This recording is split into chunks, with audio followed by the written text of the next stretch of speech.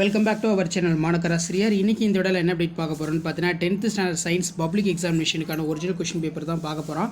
So public exam போகிறதுக்கு முன்னாடி இந்த கொஷின் பேப்பரில் இருக்கக்கூடிய 1 மார்க்கு 2 மார்க்கு 7 மார்க்கு 4 மார்க்கு எல்லாத்தையும் ஒரு டைம் ரிவைஸ் பண்ணிக்கோங்க. மறக்காத வீடியோ ஃப்ரெண்ட்ஸுக்கு ஷேர் பண்ணிட்டு பாருங்கள். மாணக்கராசிரியர் சேனல் சப்ஸ்கிரைப் பண்ணி கீழே இருக்கக்கூடிய பெல் ஐக்கானை மட்டும் ப்ரெஸ் பண்ணி ஆன் வச்சுக்கோங்க. ஸோ வாங்க 1 மார்க்கான ஆன்சருக்கு ஃபஸ்ட்டு பார்த்துடலாம். ஸோ ஃபஸ்ட்டு 1 மார்க் ஆன்சர் உங்களுக்கு தெரிஞ்சுன்னா மறக்காத கமெண்ட் செக்ஷனில் கமெண்ட் பண்ணுங்கள். ராக்கெட் ஏவுதலின் விதிகள் டேஸில் வந்து பார்த்தீங்கன்னா பயன்படுகிறது அப்படின்னு கேட்டிருக்காங்க. இதுக்கு வந்து பார்த்தீங்கன்னா ஆப்ஷன் டி வந்து பார்த்தீங்கன்னா கரெக்டு. நெக்ஸ்ட்டு வந்து பார்த்தீங்கன்னா ஆக்சிஜன் மூலக்கூறு நிறை வந்து எப்படி இருக்கும் அப்படின்னு கேட்டிருக்காங்க. ஸோ அப்போ இதுக்கு கரெக்டான ஆன்சர் வந்து பார்த்தீங்கன்னா ஆப்ஷன் சி 32 கிராம். அதே மாதிரி ரசக்கலவை உருவாக்கத்தில் தேவைப்படும் முக்கிய உலோகம் வந்து என்னன்னு கேட்டிருக்காங்க. அப்போ தேர்டுக்கு வந்து பார்த்தீங்கன்னா ஆப்ஷன் பி ஹச்ஜி தான் வந்து கரெக்டான ஆன்சர். ஃபோர்த்துக்கு கிலோவாட் மணி என்பது எதனுடைய அலகு அப்படின்னு வந்து கேட்டிருக்காங்க. அப்போ கிலோவாட் மணி அப்படிங்கிறது வந்து என்ன வரும்? ஆப்ஷன் சி மின் ஆற்றல் எலக்ட்ரிக்கல் எனர்ஜி தான் கரெக்டான ஆன்சர். நெக்ஸ்ட்டு வந்து பார்த்தீங்கன்னா அவர்தான அட்டவணையில் உள்ள தொடர்கள் தொகுதிகளுடைய எண்ணிக்கையை வந்து கேட்டிருக்காங்க. அப்போ நமக்கு 5க்கு கரெக்டான ஆன்சர் ஆப்ஷன் டி, அதாவது 17 18 தான் வந்து பார்த்திங்கன்னா கரெக்டான ஆன்சர் 5க்கு.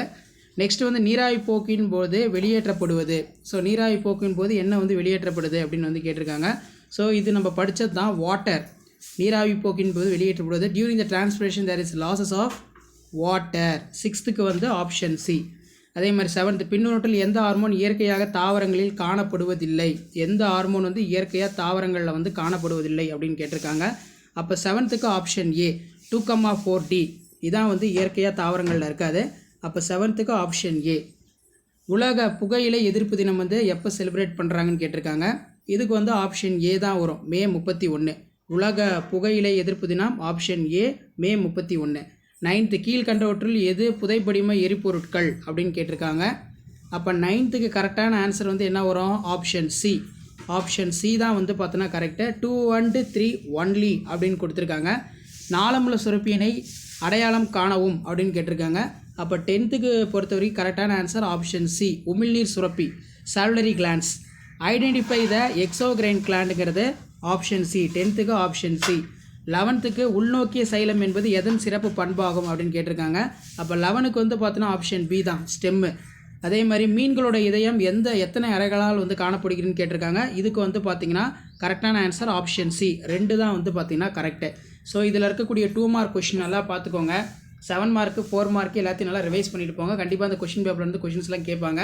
செயல்படும் திசை சார்ந்து விசையினை எவ்வாறு பிரிக்கலாம்? Classify the type of force based on their application. Snell விதியினை கூறு.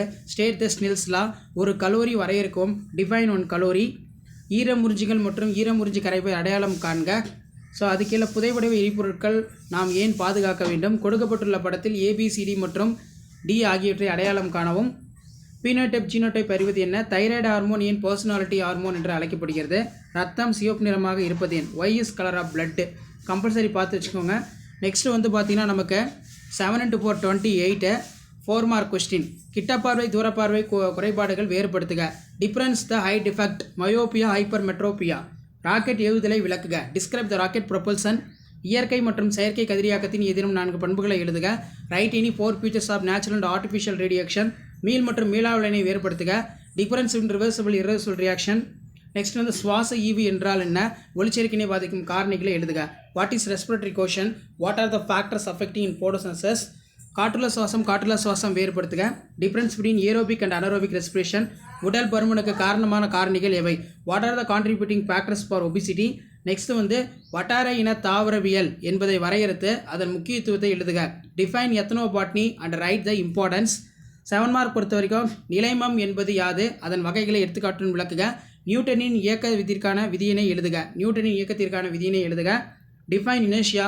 Explain the type of இனேஷியா with in example. State the Newton's law of motion. ஒப்பு அணுநிறை வரையறுக்கவும் அணுக்கட்டு எண் வரையறுக்கவும். வேறுபட்ட ஈரணு மூலக்கூறுகளுக்கு 2 எடுத்துக்காட்டு தருக. நவீன அணுக்கொள்கையின் கோட்பாடுகளை எழுதுக. Define relative atomic mass. Define atomicity.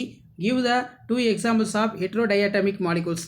Give the salient features of modern atomic theory. ரொம்ப இம்பார்ட்டன்ட். அடுத்து வந்து நீராவி போக்கி என்றால் என்ன? நீராவி போக்கியான முக்கியத்துவத்தை எழுதுக. ரத்தத்தின் பணிகளை பட்டியலிடு. துகளுடைய செல்களின் படம் வரைக. What is transpiration? Give the importance of transpiration. List out the function of blood. Draw and picture of granulocytes. So கண்டிப்பாக இந்த கொஷின் பேங்கில் கூட கொஷினை நல்லா படித்து வச்சுக்கோங்க. இதுலேருந்து கொஷின்ஸ்லாம் கேட்பாங்க. ஸோ வீடியோ இன்படுத்த ஃப்ரெண்டுக்கு ஷேர் பண்ணுங்கள். மாணக்க ராசி சப்ஸ்கிரைப் பண்ணுங்கள். கீழே இருக்கக்கூடிய பெல் ஐக்கானை ப்ரெஸ் பண்ணி ஆன் வச்சுக்கோங்க. அப்போ தான் நம்ம அப்லோட் பண்ணக்கூடிய வீடியோலாம் தொடர்ந்து நோட்டிஃபிகேஷன் வரும். தேங்க்யூ.